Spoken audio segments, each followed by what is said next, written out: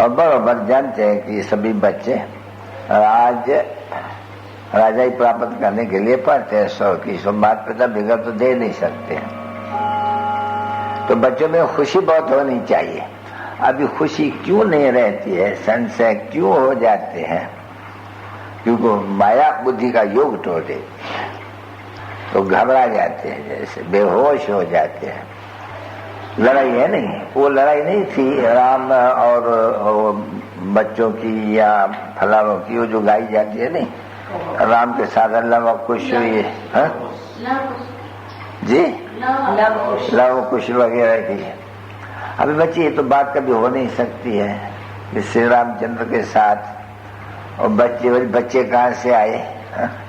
वो डब कुशा से। अरे ऐसे कोई थोड़ी बच्चे होते हैं, और वो भी असुर को पकड़ लिए। यानी बहुत दंड कथाएं हैं और समझाते हैं तो समझते नहीं है। बताइए क्या कि भगवान ने जो ये लिखा है आराम से नहीं लिख सकते हैं।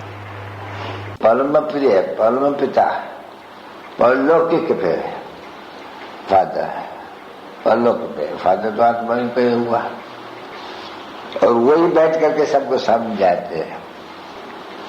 कभी कोई नहीं कहेगा कि तुम्हारा 84 जन्म अभी पूरा हुआ, उनका हिसाब लो अपना,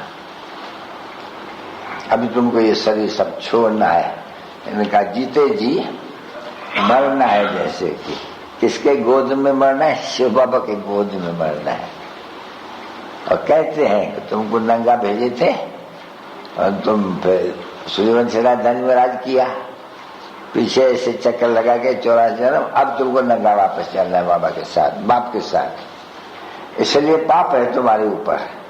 मुझे याद करते हैं इस योगाग्नि से बच्चे, बाबा गारंटी करते हैं योगाग्नि से तुम्हारा पाप भस्म हो जाएंगे, और कोई उपाय पाप भस्म होने का है नहीं। तो भक्ति मार्ग है, गंगा में स्नान करना, फलाना करना, तेरा करना।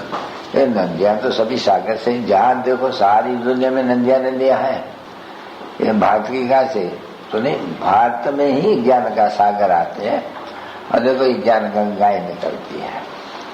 और विज्ञान गंगाएं का भी तो चित्र तो दिखलाते नहीं नदियों के ऊपर, परंतु उनको देवियों का चित्र बना देते हैं कि ज्ञान से इनको सदगति मिली है, यानी मनुष्य से ये देवता बना है, परंतु उनका अर्थ तो कोई जानते नहीं है ना बच्चे।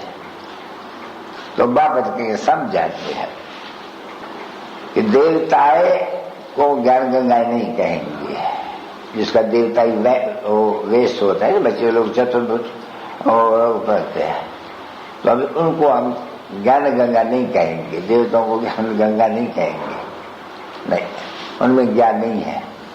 अगर होता तो परंपरा चला आता, उसमें कोई संशय नहीं, तो नहीं, ये ज्ञान प्राय लोप हो जाते हैं।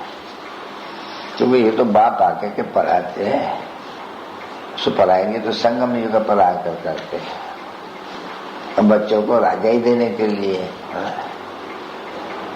तो खुशी तो होनी चाहिए बच्चों को बहुत अच्छी, परंतु हाँ इतना जरूर है कि माया मुरझा देती है। इसलिए जैसे बस याद करो तो खड़ा हो जाए, वो तो नहीं छुई मुई बूटी बेग होती है ना, हाथ लगाओ तो मुरझा जाती है, फिर आप ही खड़ी हो जाती है। तो यह बताते हैं कि बच्चों को माया बेहोश करती है, फिर संजीवनी बूटी जो बच्चे महावीर है, एक दो को सावधान करने वाले पहलवान हैं, वो फिर उनको समझाते हैं, खड़े हो जाते हैं। बाकी बूटी बूटी सिंगार जी थोड़ी अथाह दंड कथाएं, अथाह बात में अथाह दंड कथाएं, अथाह मंदिर है जिनका कोई भी ऑक्यूपेशन नहीं जानते हैं। एक मंदिर का भी कोई ऑक्यूपेशन नहीं जानते, बिल्कुल नहीं, तो एक को ही नहीं जानते हैं। नहीं, एक को जाने से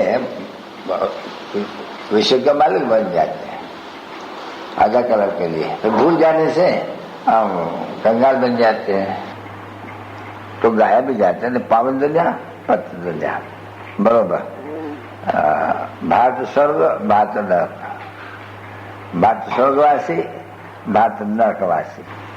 इसलिए देखो माता है वो ये चाहिए, नहीं तो ये क्या जा रहे वे दो फलाना टेरों में क्या रखा है। तो इन जंजीरों से भी छुड़ा देते हैं, ये भी जंजीरें हैं। शास्त्र भी एक जंजीरें है, कड़ी जंजीरें हैं बहुत, तो बड़े कड़े गपोरे लगे हुए हैं। तो बाप आकर के उनका सार समझाते हैं और कहते हैं बच्चे अभी भक्ति भाव की पूरा होता है, तो इस भक्ति भाव की सामग्री भी सब स्वाव होनी है यहाँ यज्ञ में। तो इनको भूल जाओ और बाप को याद करो। तो इससे पूछते हैं बाप को याद करो, नहीं अरे बाप को कोई ऐसा थोड़ी होगा जो याद करता ना होगा। सिर्फ ये नहीं है यादगिरी, पर लो तो बाप की, इसलिए बच्चे भूल जाते हैं।